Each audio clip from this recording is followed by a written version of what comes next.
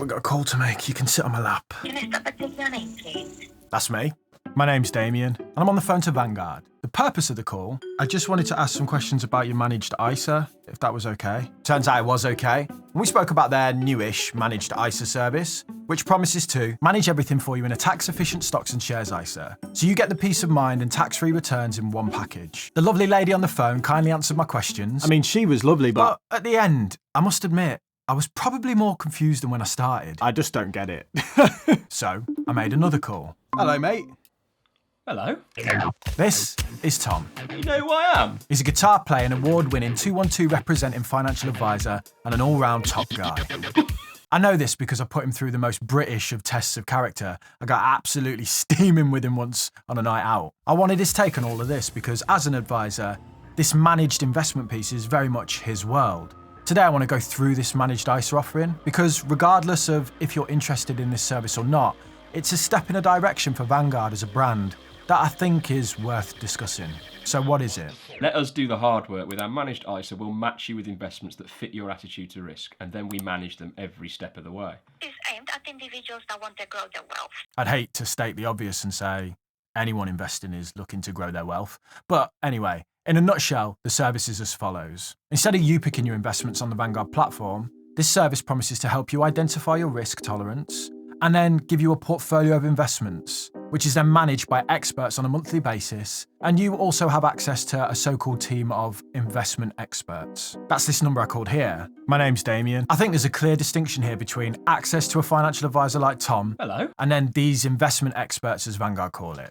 Vanguard are clear to disclaimer that the services are not for complicated advice matters and is simply a service that helps you decide and manage on what to invest in. I don't know, but it felt very much just like a customer care number to me. It wasn't like I was sitting with someone like you. It was someone who was trained to talk about that product and that product only. There wasn't any level of advice beyond that. So the marketing makes it seem like you're going to have like this kind of interaction. You don't, from what I can tell. So yeah, it almost seems like an automated process, almost like a broker, in sense of click some buttons, we'll decide, you park it, and there's an extra fee for the pleasure. I've always been pretty critical of robo-investing platforms as I think they're often really expensive. They charge a fee for deciding how to invest for you, and then behind the scenes they just buy low-cost index funds, typically global portfolios, that anyone who spends an hour or more researching could do themselves. After all, any investment they place you in on the Vanguard version is a combination of the funds that are already existing on the platform. So we can only offer the funds already available in the platform. Look, investing in any shape or form is better than not, but I often think that these platforms just add another layer of fees that could be stripped away. And instead of educating their customers on how to do this themselves, these platforms essentially compound this narrative that investing is complicated and you need an expert to help you decide on what to buy. I think this point is demonstrated more when we look at who is this for. Not an existing client. Okay. So it would be sort of like the first account that you would have with us on the platform. Would that be the case for you? Yeah, it would, yeah. What are you lying for? Vanguard states that this is for new customers only currently. They launched it in December, and when they did, they said it would be rolled out to existing clients this year. But why is it not available to existing clients at the minute? So that is just because in the per account there are some technical things that we haven't sorted it for existing clients. If I was being cynical, I might say something like this. They're saying that they're going to fix it and that anyone can have the service eventually. I don't buy that on the basis that they still haven't rolled out an app. But it almost seems more like existing customers will know that buying FTSE Global All Cap is a piece of piss. So why are they going to pay an extra 0.3%? So we'll just target new people as they come in the door and 50-50 will go, oh, I don't know what I'm doing, I'm going to go over here. But let's not jump to conclusions here. I understand that tech rollouts can be complicated, and we also haven't looked at the full service yet and what you get for your money. But I did just mention the fees, so let's take a look at the fees quickly. Before we do that, can me and Cobweb just tell you about today's video sponsor, Huel? I've actually got a bag of Huel here. One sec. That's the cat. Say hello. Here it is. So this is the Huel Black Edition, which is probably one of my favourites. I think it's got the nicest texture overall and has 40 grams of protein per serving, which is important for me in maintaining my non-existent gym gains. It's also a complete meal and it's vegan. Cobweb sneezing for you. I've been a Huel customer now for over a year. I've literally got a Huel cupboard at home. I also have an active membership for their products, as you can see here on my bank statements. We buy our own Huel, don't we, Cobweb? It's dead easy to make. Just 2 scoops in a shaker or in a blender with some water, and then you just blitz it up. I like the vanilla and chocolate flavours because I'm basic like that. And it genuinely leaves me feeling satisfied after I eat it. And if you work out the cost, it comes to about £1.68-ish per meal. So I think it's great value for money. It's just super convenient. I've got one here that I made earlier, actually. Let me just put Cobweb down. Thanks, mate. So get your Huel using the link in the description, or I'll pin one in the top comment for you to use. Thanks. And just before anyone says anything about the fact that I clearly use my cat in sponsored slots all of the time, he gets a little cat soup afterwards, or as we like to call it, Cobweb Huel. So the cost for the investment is 0.15%. You then have a 0.45% platform and service charge fee, made up of 0.15% for the platform and 0.3% service charge. You know, the whole not advice piece. I group them in this way because Vanguard will charge them as a combination 0.45% fee. Now, it's worth mentioning at this point that there is a cap. So once the service fee, this combined fee, we're calling it, hits £1,125 a year, it won't go any higher. If you didn't use this service and just invested yourself, the platform fee of 0.15% caps out at £375 once you have more than 250k on the platform. That's the exact same level that you would hit the 1,125 fee on the managed service. 0.45% of 250k is £1,125. So in both cases, the cap applies at 250k once you have it. It's just that someone using the advice service or the managed ISA will pay £750 a year more for that service on an annual basis. So what I wanted to find out from Tom was, how does this 0.3% stack up versus, say, go into a financial advisor for advice? Right, I mean, 0.3%, if you compare, again, it's apples and pears. To compare that against an ongoing advice charge, it's cheap.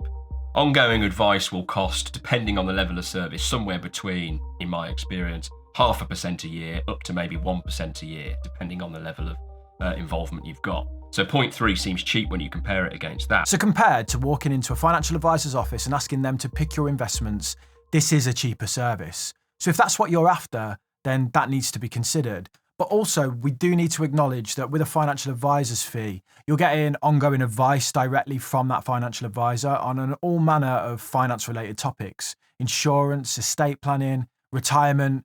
Their service doesn't just extend to picking investments, whereas this one does. Again, it's apples and pears. So we know you're not getting that ongoing advice, and really the service seems to centre around this risk profile.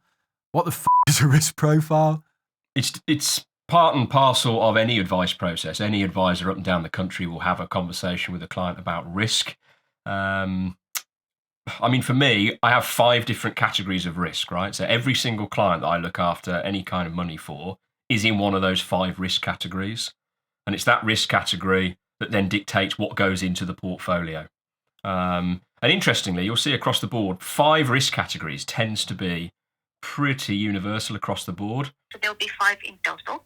I mean, I've actually got here, this is my dog-eared that goes around in my bag everywhere and I use to talk to people about. So this is my risk tolerance questionnaire. And I think in here there's, 14 questions. So to confirm, would be 6 in total. 13 questions in there. So Tom would sit down with a client, complete a risk questionnaire, which is comparable to Vanguard's risk test in many ways. He then has a conversation with them about risk to determine how much risk the client should take. He says that this lasts About an hour, I would do on risk. Yeah, about an hour. Okay, so let's get Tom to do the risk profile now to see what he thinks. So no, I'm new to Vanguard. The test starts with a series of questions around your investing experience and then gives these prompts around where you should be at before you start investing. This is a brilliant prompt and I hope this is now part of all their services. Then Tom gets to the point where he's testing it himself and it looks like this. It's a series of sliders. Do you know, I've never seen it done like this. This is interesting. My first thought about it is that I just think it's a really hard question to answer. When theoretical, would you like to lose 700? So I'm using this slider now, So if I lose I got potential of £700 loss, but £2,500 gain. I think for a beginner investor, I think these questions are almost impossible to answer. And is it 50-50, the chances that they've put there? Yeah. It just seems like a weird way to frame that risk because you're basically saying to someone, it's all or nothing. It's a binary risk. You're either going to win £4,000 or you're going to lose 700. And that leans more into that case of this is gambling. I don't think this is a fair representation of how the market works and could lead to investors to believe that investing is essentially a coin toss. It literally says 50-50. To bring this point to life, I want to compare this sort of question with the one in a risk assessment that Tom does, which is provided by Morningstar. Question 8 on my one basically says, imagine you've invested 100 grand. Which of these 5 scenarios below would you want for your investment portfolio? So it's similar sort of loss aversion thing. And it's got the 5 scenarios. And what it does is best case increase, most likely result, worst case losses. So if you've got 100 grand and you invested it, if you look at the middle of the road one, just for talking's sake, best case is you might make 20 grand in an absolute whopping year for a medium level of risk. You could, on a run, make 20 grand. Most likely result is you'll make 5 grand. Right? Yes, that's a 5% return versus a 20% return, which is at the extreme end of market returns, 20% years. I mean, even though we saw 2 of them in a row in previous years, these are all within the range of normality of what the global market does, yeah? Exactly. Even that question alone is more meaningful than those slider bars. It's pretty simplistic, isn't it? I didn't know that's what the questionnaire looked like. Would you feel comfortable sitting down with a client and that being the only test that you did with them? No chance. That's just Tom's opinion. You make your own mind up. We all need to understand our appetite to risk. It's crucial when we invest. And tools like this are useful. This would be great, in my opinion, as an addition to their sign-up process or as a bolt-on to their current investment offering. If they pitched it as like a sort of, are you unsure what you want to invest in? Well, take this test and maybe we can give you a little steer, not financial advice and all of that. I tried signing up to a new ISA to see if this was built into that process, but couldn't see it. So I can only assume that this is exclusively for the managed ISA. If it was a feature on the sign up to any service, it would be a nice feature. But to wrap it in an additional fee of 0.3% means I'm going to be pretty critical of it and its functionality. And I think, looking at it, it's very simple and frames investing in a manner that I don't really agree with, the whole 50-50 thing. Now, Vanguard has access to the best and brightest in the world, so they will have had some big heads look at this. And I'm not saying I know better than them. But when you compare this to the risk profile done by a financial advisor, it is simple. So to confirm would be 16 total. 13 questions in there. Maybe once you sign up, there's additional support on the other side of the fence that's really useful, but I can't see that because I'm an existing customer. So I can only review what's in front of me. Look, I love Vanguard and their products. I have a playlist about their content on this channel, and more importantly, about 90% of everything I invest is in Vanguard funds. I'm invested in their brand in as many ways as you probably could be. My free content, which I've never been paid by Vanguard to produce, has probably driven them tens of thousands of clients. So when it comes to being a boglehead, I think I've got the receipts right. But I sit here and I look at this and I wonder, who is it for? Like, who does it actually benefit? This idea of we manage your investments and look after them every month implies a level of complexity in investing that I think is a direct conflict with the core values of the Vanguard that I love. My theory is not subject to the ups and downs, the peregrinations of the stock, the unpredictable peregrinations of the stock market. It's painful to do, but I think the idea of owning the stock market is the best approach to equity investing. Why does someone need to be checking my investments every month? What happened to the whole set it and forget it? It implies a level of complexity in selecting funds that I don't think needs to exist. And I don't think it's very Vanguard in its message. Buy everything and hold it forever. If I could choose the direction that Vanguard UK, as in, the UK platform, went in, I would want to see them improve the website and their offering for free, add features like this for customers to use, rather than adding services that incur a fee, and make it the cheapest place in the UK to buy your funds. It's crazy to me I can get a wider selection of your funds for cheaper on competitors' platforms. And finally, and most importantly, educate and empower your customers to make their own decisions about investing. Explain to new customers what funds are and what they do in a language that is accessible and approachable. And at point of sign up, take them through a journey, kind of hold their hand, that educates them and steers them in the right direction, with questions around emergency funds and risk profiles, but don't charge them 0.3% for the pleasure. Because what this looks like to me is just charging an extra fee to basically stick them in a life strategy fund. 5 risk profiles, 5 life strategy funds. I bet the allocations are just a combination of bonds and equity in line with these exact breakdowns.